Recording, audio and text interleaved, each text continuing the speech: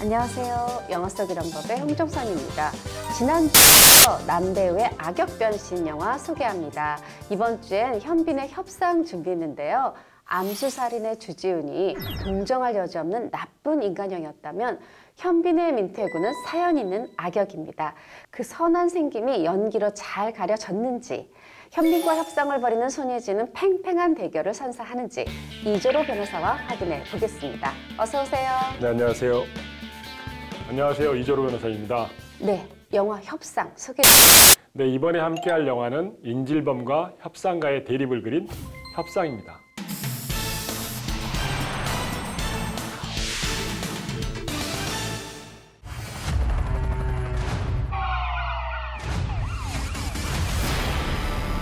태국 방콕에서 납치된 것으로 알려진 인질돌 소식입니다. 거기 계시죠? 시작으로 10분당 한 명씩 죽는 거야, 알았어? 지금 당장 하채연이 데려와. 서울지방경찰청 위기협상팀 경위 하채연입니다. 왜 나를 부른 거죠? 알고 싶어요? 도대체 민태구가 원하는 게 뭡니까, 그럼? 나 보고 싶은 사람 하나 있는데 불러줄 수 있나? 모든 사람들, 모든 자료들 싹 다 찾아봐 주세요. 저희 회사가 블랙리스트 상위권에 있는 조직이죠. 1시간. 아직 끝난 거 아니야. 인질 분명 더 있어. 우리가 잡자. 니들 지금 뭔지 타고 있구나. 멈춰야 된다고! 이번 협상의 결말은 어떻게 될 것 같아요? 네, 협상 어떻게 보셨나요? 이 영화 아까 말씀드렸다시피 이제 협상과 인질범의 이제 대립을 그린 영화긴 한데 보통 볼 때 되면 보통 시사회 가서 보잖아요. 이 영화는 시사회가 아니라 추석날 전날 가서 봤어요. 근데 마침 감독님하고 손예진 씨, 현빈 씨 가서 무대 인사를 왔더라고요. 여러 번 본 적은 있지만 역시나 정말 잘생기고 멋있다는 생각이 많이 들었습니다. 아니, 영화 어떻게 봤냐고요? 왜 딴 얘기하세요? 근데 그 영화 내용을 보면 그 협상가하고 인질범의 대립인데 협상가가 조금 더 강하게 나왔으면 대립 구도가 굉장히 있어가지고 긴장감을 더 증폭시키지 않았을까라는 생각이 들었고, 마지막 부분에서 이제 하채윤 경위잖아요. 경찰서 경위가 민정수석이라든지 국정원 차장, 자기보다 손 윗사람이면서도 직급도 높은 사람한테 호통을 치는 장면을 보면 약간 통쾌하긴 하지만 현실성이 좀 떨어지지 않나라는 생각은 좀 들었습니다. 지금 손예진 씨 아쉽다고 하셨으니까 그럼 역시 좋게 본 배우는 현빈 씨인가요? 물론 이제 손예진 씨나 현빈 씨 연기를 잘 봤습니다. 근데 특히 이제 현빈 씨 같은 경우는 이제 인질범이잖아요. 범죄자의 단호한 모습 또는 그리고 인간적인 모습도 이제 잘 표현된 것 같아서 좋았는데, 정확히 1시간 안에 여기 있는 인질들 다 죽습니다. 1시간. 이 시작으로 10분당 한 명씩 죽는 거야, 알았어? 이번 협상의 결말은 어떻게 될 것 같아요? 손예진 씨 같은 경우는 이제 협상가 역할을 하면 특유의 이제 카리스마라든지 전체를 장악하고 주도하는 그런 모습이 좀 보였으면 하는데 그걸 좀 못 느껴서 약간 아쉬웠다는 겁니다. 서울지방경찰청 위기협상팀 경위 하채연입니다. 그쪽이 제일 잘 나가는 네고시에이터? 도대체 민태구가 원하는 게 뭡니까, 그럼? 정중국 팀장 죽었습니다. 아직 끝난 거 아니야. 모든 사람들, 모든 자료들 싹 다 찾아봐 주세요. 누구든 중간에 들어오지 마십시오. 들어오면 맞겠습니다. 민태구는 저만 상대합니다. 네, 뭐 이조로 변호사가 변호사시지만 저는 오늘 손예진 배우의 변호사가 좀 돼봐야 되겠어요. 이게 뭐냐면 만약에 영화에서요, 지금 현빈, 인질범이 강해요. 근데 협상가마저 강해. 그럼 영화 더 폭망할 수 있어요. 그래서 남배우 대 남배우, 남대남으로 붙인 게 아니라 저는 일부러 협상가를 여배우로 설정을 했다, 이런 생각이 드는데, 그리고 사실 이 영화 자체가 이 하채윤한테 뭐 카리스마, 장악력 이런 것 자체를 요구하지 않아요. 어떻게 보면 너무 많은 눈물과, 그쵸? 너무 많은 막 마음 약해서 막 사람 죽으니까 막 사표 내고 좀 그런 식의 캐릭터 설정. 물론 현빈 씨 잘했죠. 매력 있다고 생각해요, 인질범 연기. 그런데 사실 좀 현실에서 붕 떠 있어요. 너무 영화적으로, 어떻게 보면 살짝 자기적으로 연기를 한단 말이죠. 근데 이 영화의 현실감을 부여하고 좀 더 우리 곁으로 이 영화를 끌고 온 거는 그래도 손예진 씨였다. 저는 이렇게 말씀드리고 싶고 말하자면 스포트라이트는 현빈이 받았는데 잘 보이지도 않는데 욕먹어가면서 기본 살림 챙기고 가계부 쓴 거는 손예진이었다. 이렇게 얘기하고 싶습니다. 근데 사람마다 생각하는 게 다르긴 하겠지만은 저는 손예진 씨가 살렸다기보다는 큰 흐름은 현빈 씨가 만들어가지 않았나라는 생각이 듭니다. 네, 지금 거의 최초로 이 여배우에 대해서 이렇게 혹평을 하시는 이조록 변호사를 보면서 이제 본격적으로 영화 속에 숨어있는 또 법률 얘기 해보겠습니다. 이 영화에서 이 민태구는 단순 인질범은 아니에요. 알고 보니 무기 밀매를 하던 사람이었고, 근데 이 속에서 보면 민태구라는 이름도 쓰지만 리처드 민이라는 이름도 있거든요. 그 리처드 민은 영국 국적이에요. 아니 근데 한국 사람도 아니고 영국 사람이 무기 밀매한 걸 한국의 법으로 처벌할 수 있는 거예요? 원칙적으로 처벌할 수가 없습니다. 왜 그러냐면 외국인이 외국에서 범죄를 저지르면 처벌할 수 없는 게 원칙입니다. 예를 들어서 미국 사람이 미국에서 어떤 폭행이라든지 어떤 범죄를 저지른다고 해서 한국법으로 처벌했다라는 기사는 본 적이 없잖아요. 마찬가지로 리처드 민 같은 경우는 영국인이고 범죄한 장소는 태국이기 때문에 외국인이 외국에서 범죄를 저질렀기 때문에 처벌할 수 없습니다. 그렇지만 이제 민태구 한국인으로서 이제 외국에서 범죄를 저질렀으면 처벌이 가능할 수도 있습니다. 아, 그러니까 결국 외국인이 외국에서 범죄를 저지르면 영국인인 리처드 민이 태국에서 범죄를 저질렀으니까 처벌하지 못한다 이거네요. 이런 대단한 인질극을 벌이는데도요? 원칙적으로는 외국인이 외국에서 범죄를 저질렀을 때는 처벌하지 못하는 게 원칙입니다. 다만 전쟁 도발이라든지 민족 학살, 국제 테러, 인신매매 이러한 반인륜적인 범죄 있잖아요. 이런 것은 세계주의 원칙상 처벌이 가능합니다. 그러나 지금 내용 같은 경우는 단순한 무기 밀매잖아요. 그렇다고 하면은 외국인이 외국에서, 그러니까 영국인 리처드 민이 태국에서 외국에서 무기 밀매를 한 거 가지고는 한국법으로 처벌하기는 어려울 것 같습니다. 근데 방금 얘기하셨을 때 뭔가 인신매매, 뭐 국제테러 요 부분에서 뭔가 이 민태구의 처벌 가능성이 나올 수 있을 것 같은데 만약에 한국의 법으로 민태구의 행동 중에 행위 중에 처벌할 수 있는 부분이 있다면 어떤 행동일까요? 그러니까 이제 보통 형법에서 장소적 적용 범위라고 해서 어떤 장소에서 범죄가 발생을 해요. 이 법을 한국 법을 적용할 수 있냐 없냐를 형법의 장소적 적용 범위라고 말을 하는데 그 원칙이 속인주의, 속지주의, 보호주의, 세계주의가 있습니다. 세계주의는 아까 말씀드렸던 거고 우리나라 땅에서 자국 영토에서 범죄가 발생하면 범죄인이 외국인이든 한국인이든 상관없이 처벌할 수 있는 게 속지주의입니다. 속지주의. 우리나라 기준으로, 땅에서. 땅을 기준으로 해서. 그래서 민태구가 한국에서 범죄를 저지르면 처벌할 수가 있습니다. 민태구가 아닌 리처드 민, 영국인이 한국에서 범죄를 저질러도 속지주의 원칙상 처벌할 수가 있습니다. 속인주의 같은 경우는 한국인이 외국에서 범죄를 저질렀을 때 우리나라 국민이면 한국법을 적용할 수 있다는 게 속인주의인데 흔히 연예인들, 유명인들이 외국에서 도박을 해외 원정도를 하잖아요. 그 도박을 했을 때 처벌하는 게 속인주의에 따라서 처벌하는 겁니다.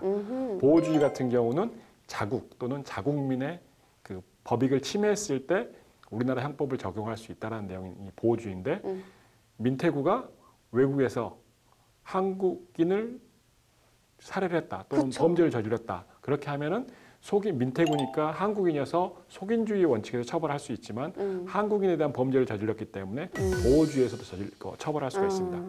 더더욱 민태구가 아니라 리처드 민이 영국인이잖아요. 영국인이 한국인을 납치해서 감금하고 폭행하고 살해를 했다. 그러면 자국민, 우리나라 한국인의 법익을 침해한 거기 때문에 보호주의 원칙상 처벌이 가능합니다.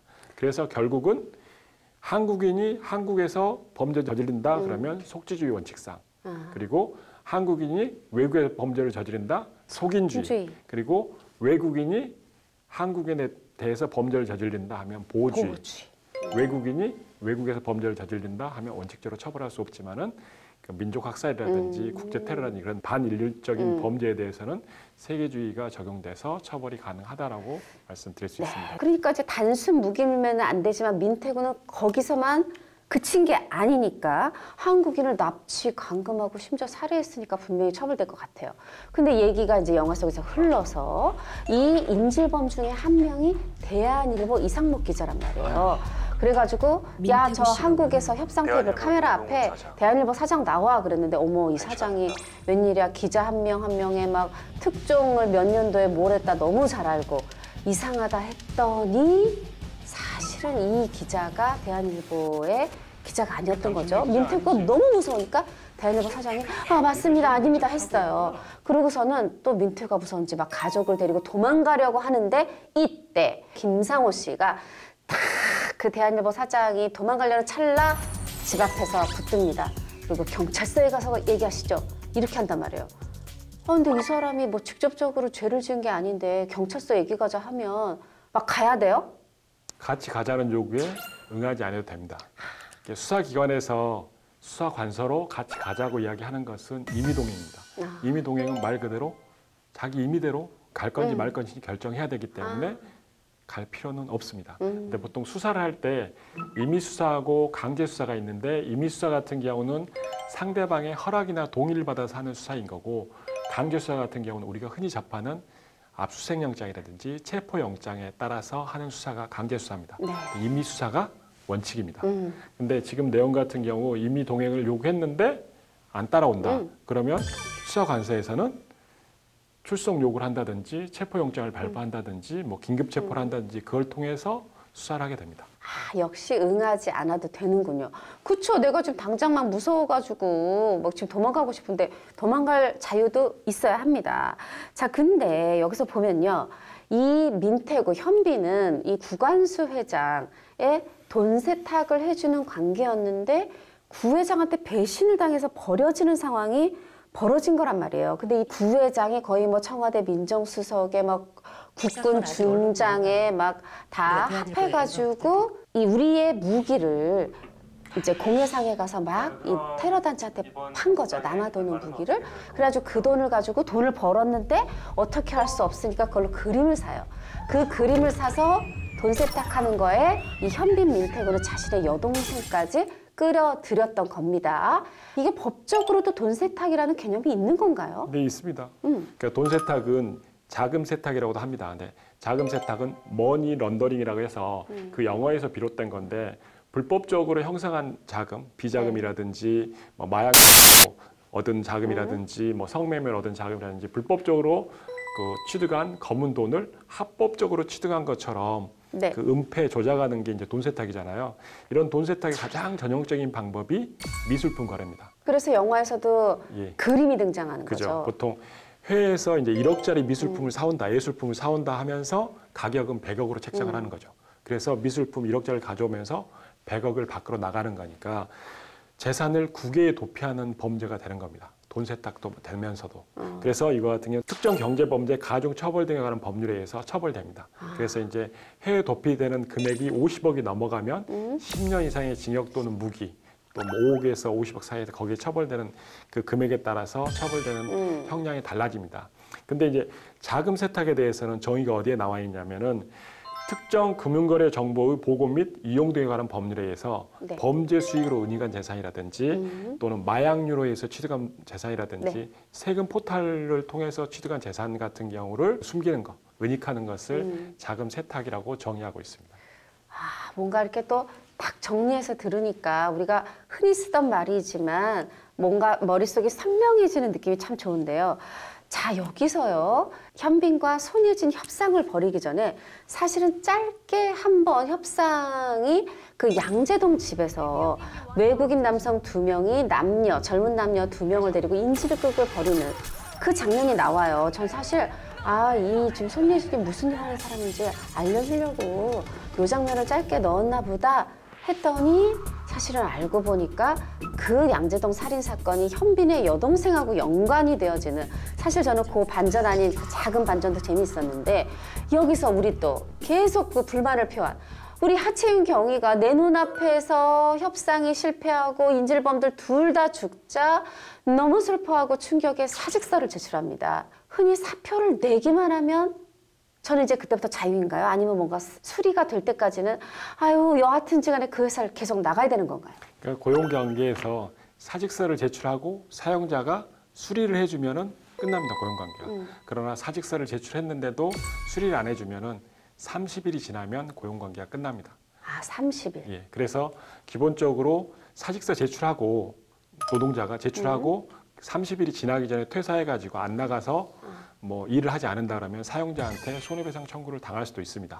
이제 공무원 같은 경우는 사직서를 제출하면은 사직 처리하는 절차가 있어요. 네. 그 절차에 따라 수리가 되면은 사직 처리가 되는 건데 영화 내용에서는 하채윤 경위가 사직서를 제출하는데 찢어버리잖아요. 네. 그렇기 때문에 수리가 안 됐기 때문에 여전히 공무원으로 남아 있는 거죠. 아, 그럼 우리가 일반 회사를 다닐 때도 일단 사표를 냈는데 만약에 수리를 안 해준다 그러면 일어나 저러나 30일까지는 다녀야 손해배상 청구를 당하지 않을 수 있겠군요. 더더욱 큰 건 수리가 되면 끝납니다. 아, 그렇죠. 예, 예. 아, 이 중요한 팁을 배운 것 같고요. 자, 여기서 또 협상가가 하는 일을 알려주려고 그 첫 번째 양재동 살인사건이 나온 줄 알았더니 그 양재동이 바로 민태구의 여동생 민현주의 집이었고 그냥 슥슥슥슥슥 지나갔던 그 그림들이 돈 세탁에 이용된 그 그림들이었단 말이죠. 이게 나중에 다 진실이 밝혀져요. 그러면 영화상에서는 그냥 단순 강도살인 사건으로 처음에는 치부가 됐지만 이 진실이 밝혀졌으니까 재수사해야 되는 거 아닌가요? 수사를 하는 이유는 공소를 제기할지 안 할지를 여부를 판단하기 위해 수사를 하는 건데 수사를 해서 불기소 처분이 나왔다. 이 부분에 대해서는 다시 재수사가 가능합니다. 근데 수사를 하고 난 다음에 기소를 해서 판결이 확정되었다. 그 부분에 대해서는 재수사를 할 필요가 없습니다. 왜 그러냐면 일사부재리 원칙 때문에 한번 판결 받은 부분에 대해서는 다시 판결을 받을 필요가 없거든요. 그래서 일사부재리 원칙 때문에 재수사할 필요가 없는데 교사했다든지 공범이라든지 하는 사람들에 대해서는 판결이 영향을 안 미치잖아요. 그 사람들에 대해서 재판을 하려고 하면은 재수사를 해서 다시 처벌이 가능합니다. 일사부재리 원칙은 판결을 받은 그 당사자, 그 피고인에게만 미치기 때문에 판결을 받지 않는 공범이라든지 교사범인한테는 재수사를 통해서 다시 처벌할 수가 있습니다. 영화 속 상황으로 좀 정리를 해보면 이 민현주가 이제 처음에는 단순 강도 살인을 당한 걸로 됐어요. 만약에 이미 재판부에서 단순 살인 강도로 형을 땅땅땅 내린 뒤면 이거는 다시 처벌을 받을 수 없다라는 거죠. 일사부재리에서. 그러나 이 말하자면 민현주를 죽인 외국인 인질범 2명 말고 사실 저 뒤에 배후에 있는 민정수석이라든가 뭐 중장이라든가 경찰청장이라든가 이런 사람들은 이 교사범 이들에 대해서는 아직 기소든 재판이든 이루어진 게 아니니까 이 부분에 대해서는 제대로 수사가 이루어져서 처벌도 가능하다. 예, 일사부재리 원칙과 전혀 상관이 없습니다. 그렇죠. 제가 잘 이해한 거죠. 자, 그럼 다음 질문으로 넘어가 볼게요. 자, 여기서 이 민태구와 협상가 하채연, 손예진이 지금 협상을 벌이는데 어머나? 이게 유튜브로 실시간 중계가 되고 있어요. 이거를 안 민정수석과 이 힘 있는 자들이 언론을 미리미리 통제해서 보도 못 나가게 해요. 이런 보도 못 나가게 막 제한하는 거. 사실 언론의 자유가 얼마나 중요한데 이거 처벌받아 마땅하지 않습니까? 이건 이제 헌법상 원칙을 위반한 겁니다. 헌법상 원칙에 검열 금지의 원칙이 있습니다. 아, 검열 금지. 검열이라는 게 뭐냐면 행정권이 주체가 돼서 사상이나 의견을 발표하기 전에 미리 그쵸? 검사를 해보고 잘못된 거는 발표하지 못하게. 그러니까 허가받지 않는 사상과 의견을 발표하지 못하게 하는 게 검열입니다. 지금 같은 경우는 비서들이 검열을 해가지고 사전에 통제를 해가지고 언론에 못 나가게 했기 때문에 이건 검열금지 원칙에 위반됩니다. 그쵸. 헌법상 원칙에 위반되는 거죠. 헌법 위반했으니까 처벌 받겠고. 네. 근데 그럼 이런 경우는요. 왜 우리가 영화를 만들었어요? 혹은 어떤 시사 프로그램을 만들었어요. 그랬더니 뭐 그 관련자가 이 영화는 나의 명예를 훼손해. 이 보도는 아직 보도는 안 됐지만 내가 나한테 인터뷰 시도하고 이런 걸로 알아. 이거 방영하지 마. 영화 상영하지 마. 가처분 신청 내는 경우들이 종종 있잖아요. 이거는 검열금지랑 좀 다른 거 아닌가요? 이거 같은 경우는 이제 검열 같은 경우가 허가받지 않는 것을 발표하지 못하게 하는 게 검열이니까 이 가처분 신청, 상영 못하게 한다든지 네. 방영 못하게 하는 가처분 신청도 허가받지 않았으니까 방영 못하게 하니까 이게 검열이 되지 않을까라고 생각하실 수가 있지만은 검열의 주체는 행정권이어야 됩니다. 근데 가처분 같은 경우는 사법권이 주체가 되기 때문에 검열 금지 원칙에 해당되지 않습니다. 그쵸, 해당되지 않으니까 이거는 신청해도 되죠. 되는 네, 거죠. 당연히 되는 거죠. 네. 아, 오늘도 사실 이게 영화 협상 통해서 딱 협상 내용 말고는 뭐가 또 법적으로 가능할까 했는데 이 뭔가 속인주의, 속지주의부터 심지어 사표의 효력, 또 이 검열 금지 뭐 이런 것까지 다양한 얘기를 해봤는데요. 이조로 변호사니까 묻지 않을 수 없습니다.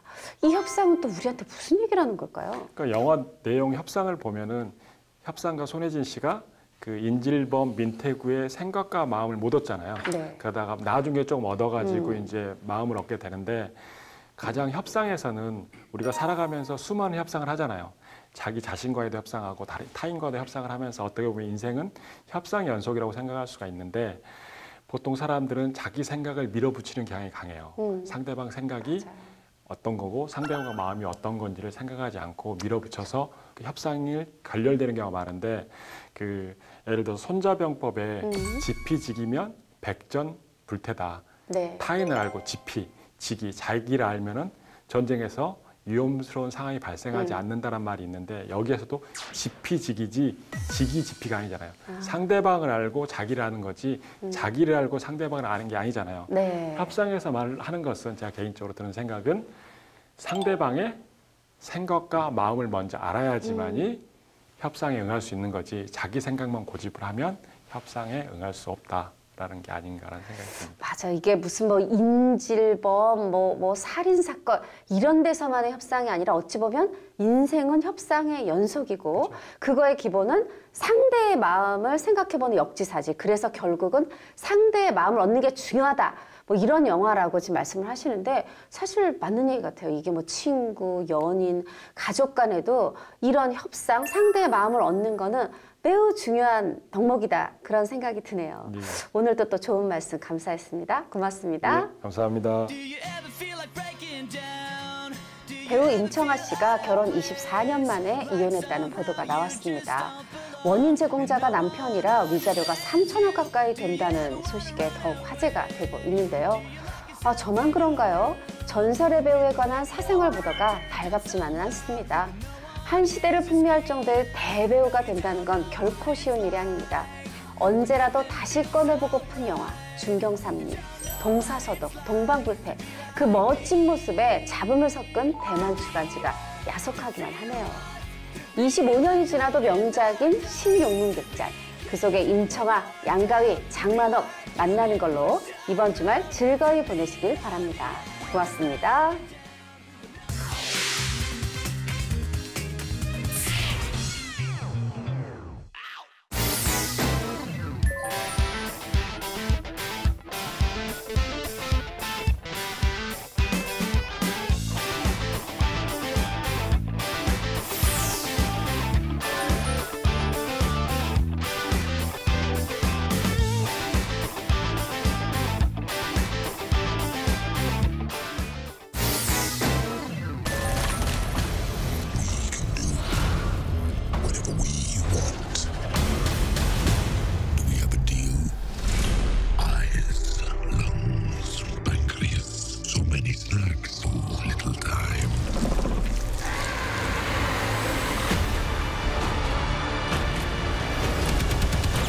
That power, it's not completely awful. You have no idea how much you're scaring me right now. Eddie, cooperate. And you just might survive.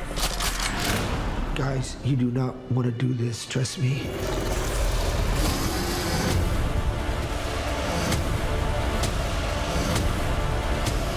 Giant leaps will always come at a cost.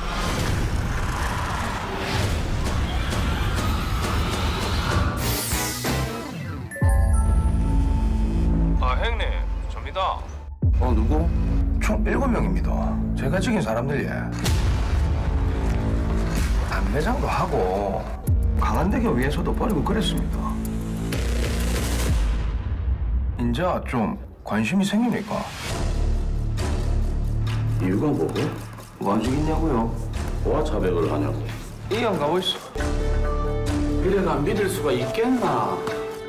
그거 완전 돌아야 돼요. 이만은 학술적으로도 분석이 안 된단다. 어차피 이게 다 암수살인 아닙니까? 실종 신고나 병사 발생, 수사 보고서도 없으니까. 일단 무조건 믿고 끝까지 의심하자.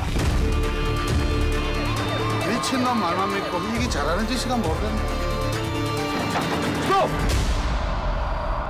어디 사람 뼈. 나머지 어디 있노? 내가 모르지. 네가 죽여서 묻었다고 말했잖아. 그거야 형님이 수석했을 거 아니야? 이 새끼야. 이게 네가 살인범이라면 날인이고 인정이다. 그래서 이 씨발 새끼. 그만 손 떼라.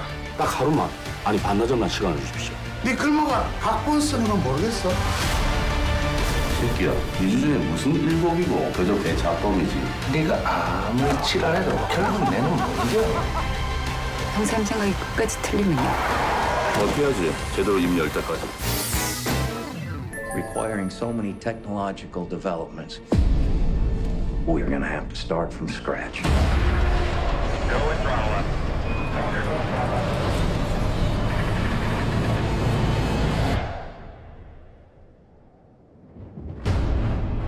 Only after we master these tasks do we consider trying to land on the moon. Neil, if his flight is successful, you'll go down in history. What kind of thoughts do you have about that? We're planning on the flight being successful. Damn, that is a big mother.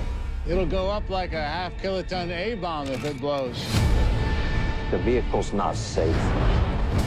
We need to fail down here so we don't fail up there. This isn't just another trip, Neil. You're not just going to work. Do you think you're coming back?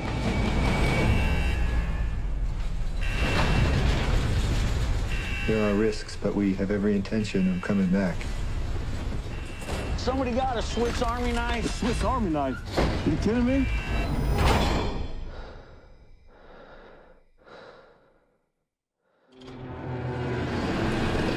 Here we go. 6, 5, 4, 3, 2,